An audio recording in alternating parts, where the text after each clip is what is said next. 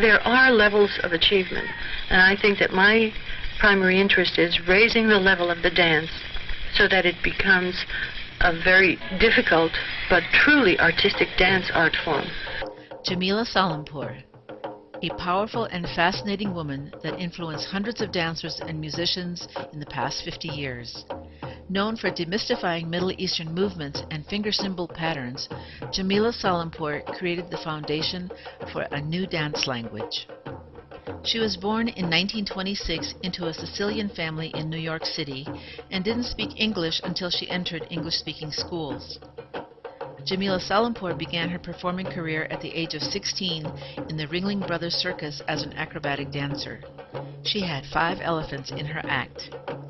Her father had been in a Navy station in Egypt in 1910. As a little girl, Jamila had her first lessons in Middle Eastern dance with him.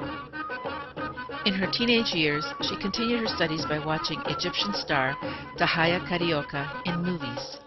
By 1946, she was dancing at family and cultural events. Jamila was an avid researcher and continued to study Middle Eastern music and dance, and in the early 1950s was appearing in ethnic clubs in Los Angeles. She danced at the famous San Francisco Baghdad Cabaret, a club she also owned. She was the first woman to own a Middle Eastern club in California. Her first classes began in 1949, and Jamila began to develop her unique method of verbal breakdown and terminology for her movements. Jamila's original phrases and names for dance movements such as Turkish drop, Maya, and basic Egyptian were the beginning of a long process to add structure and definition to the art. She married a Persian man who was also a drummer. Once they were married, her Persian husband swore that he would break both her legs if she ever danced in public again. Jamila soon found out that even playing finger cymbals in the house was not allowed. Although they would later divorce, in 1966 they had a beautiful daughter named Suhaila, today a top dance star. While pregnant with Suhaila, Jamila started classes in her living room. Shortly thereafter, she was teaching at the Old Poultry Company in San Francisco, California. During this fertile time of dance creativity, Jamila was performing on the same street as Lenny Bruce. She made body jewelry for Jimi Hendrix. She rehearsed in the same space as Janis Joplin. These times were full of energetic talents. When she discovered the outdoor Renaissance fairs, she decided to form her own version of Middle Eastern entertainment that was very separate from the current nightclub cabaret dance scene.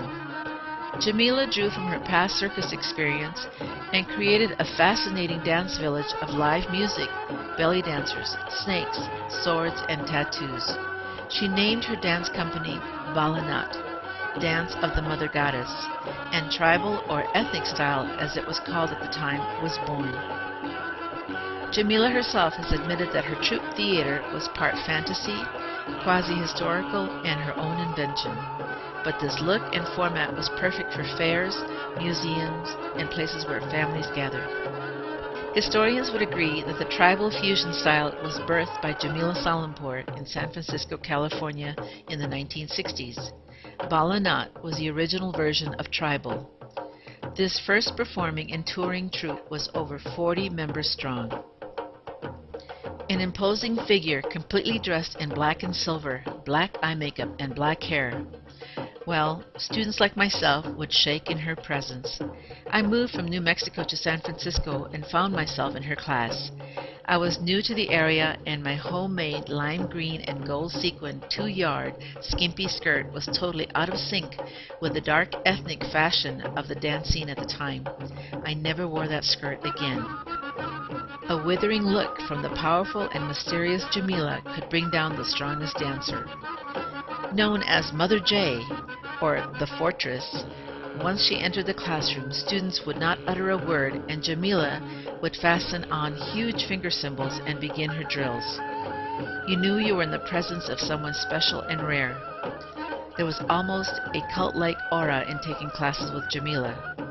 To be chosen from these intensive classes to join the Balanat troupe made you the elite of the elite in the Bay Area dance circles. Jamila has trained innumerable teachers and performers from all over the world and produced week-long seminars and festivals, often co-teaching with her daughter Suhaila Salimpour, who first danced at the age of 2 with the Ballanat troupe. The Ballanat troupe, and certainly Jamila herself, popularized and made antique jewelry and a suit, an antique fabric, much sought after costume accessories. A suit became the signature of Jamila and her dancers. These net scarves with silver metal hammered into geometric patterns gave the fabric a gleam and a beautiful drape. Over 24 complex finger symbol patterns were published in her own finger symbol manual with an accompanying instructional audio tape. Both continue to be invaluable resources to dancers today and are available in the updated DVD versions. In addition to her dance format manual, she also published a photographic history of Middle Eastern dancers at the Chicago World's Fair entitled From Cave to Cult to Cabaret. From 1974 to 1990, Ms. Salimpour was the contributing editor for Habibi, a major Middle Eastern dance periodical. Jamila Salimpour believes that today's dancers should do it all, learn it all. Take ballet, take jazz, she would say to her students with a sparkle in her eye. Who do you think drove Suhaila to jazz and ballet all those years? An international performer and teacher, Suhaila continues this dance legacy, along with her daughter, Isabella Salimpour. Says Suhaila, "My mother makes people happy and feel like dancing. I was happy and felt like a full circle was complete. It went from me teaching 1 day a week in my mother's studio 28 years ago when I was 14 years old, to now, my mother teaching in my studio 1 day a week. Now that is tribal." Now in her 80s, Jamila Salimpour continues to teach out of Suhaila's studio in Berkeley, California, as well as teaches at Ricasa West. She forever changed the face of Oriental dance in America.